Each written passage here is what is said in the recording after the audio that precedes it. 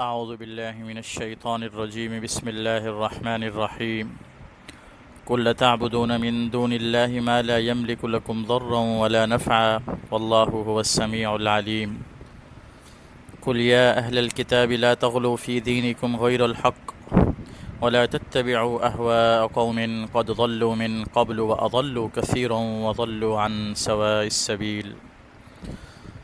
اللہ تعالیٰ نے ارشاد فرمایا، اے پیغمبر صلی اللہ علیہ وسلم آپ فرما دیجئے، کیا تم لوگ اللہ کو چھوڑ کر ان کی عبادت کرتے ہو جو تمہارے نقصان اور نفع کا اختیار نہیں رکھتے، اور اللہ تعالیٰ ہی سننے والا ہے اور جاننے والا ہے۔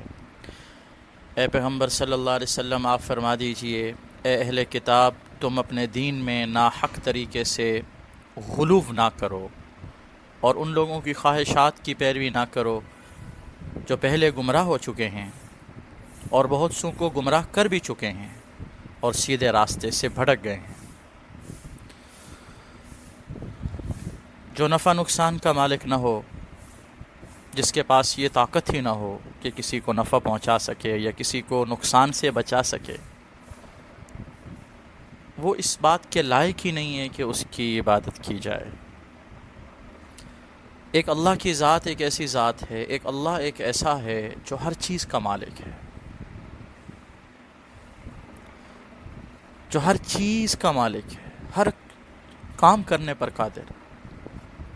تمام کے تمام مشرکین، ان کے لیے اس جملے کے اندر سبق ہے، چاہے وہ اہل کتاب ہوں یا دیگر مشرکین ہوں۔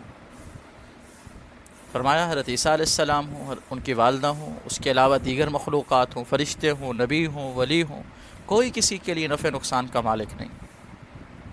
نفع اور نقصان اللہ ہی کے قبضہ قدرت میں ہے، اس لیے اللہ ہی اس بات کا لائق ہے کہ اس کی عبادت کی جائے، اس کے علاوہ کوئی اس لائق نہیں ہے کہ اس کی عبادت کی جائے۔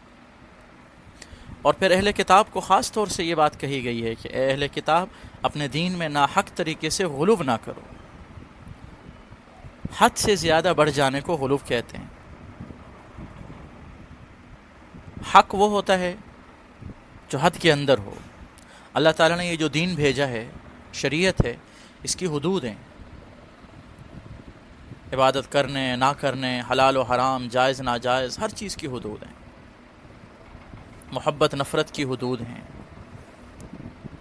بہادری بزدلی کی حدود ہیں، دیکھنے نہ دیکھنے کی حدود ہیں، سننے نہ سننے کی حدود ہیں، کھانے نہ کھانے کی حدود ہیں۔ ان حدود کو پامال کرنا غلو کہلاتا ہے۔ اللہ تعالیٰ نے جس چیز کا حکم دیا اس سے بڑھ کر اس کو کرنا، یہ شریعت اور بندگی کے خلاف ہے اور یہ غلو کہلاتا ہے۔ عیسیٰ علیہ السلام کی محبت نے عیسائیوں نے عیسیٰ علیہ السلام کو اللہ کا حصہ بنا ڈالا، اللہ بنا ڈالا، یہ غلو ہے۔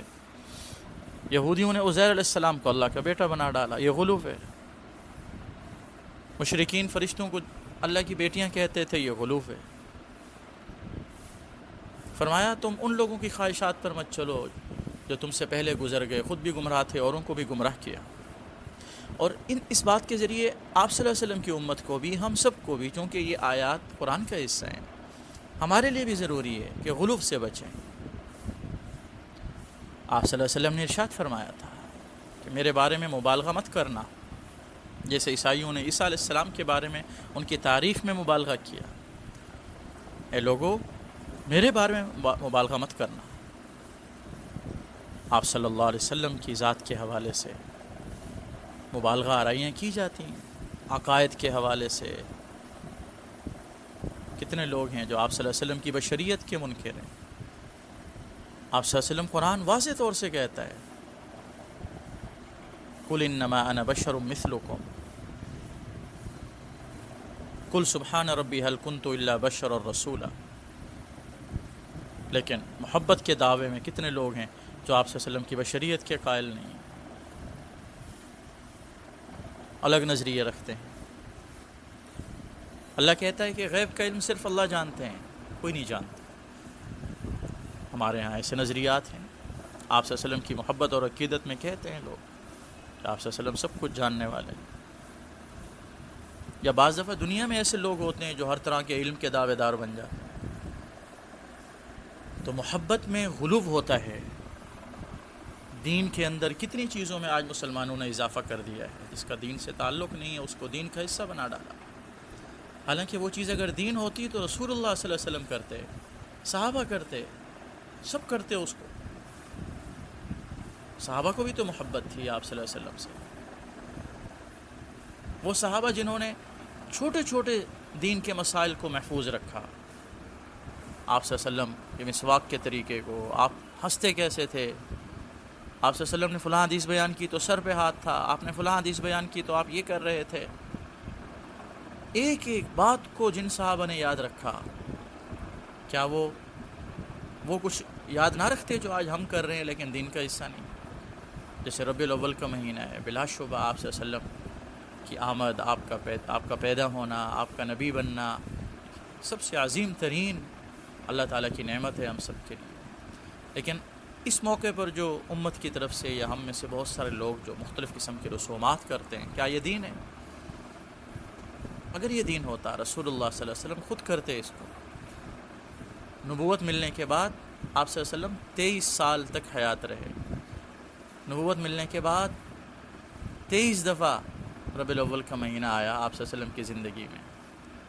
صحابہ کی زندگی میں 1 صدی تک ربیع الاول آتا رہا. تابعین کی زندگی میں صدیوں تک ربیع الاول آتا رہا. کہیں نہیں ملتی یہ بات کہ جی اس موقع پر کوئی خاص قسم کا عمل کیا گیا.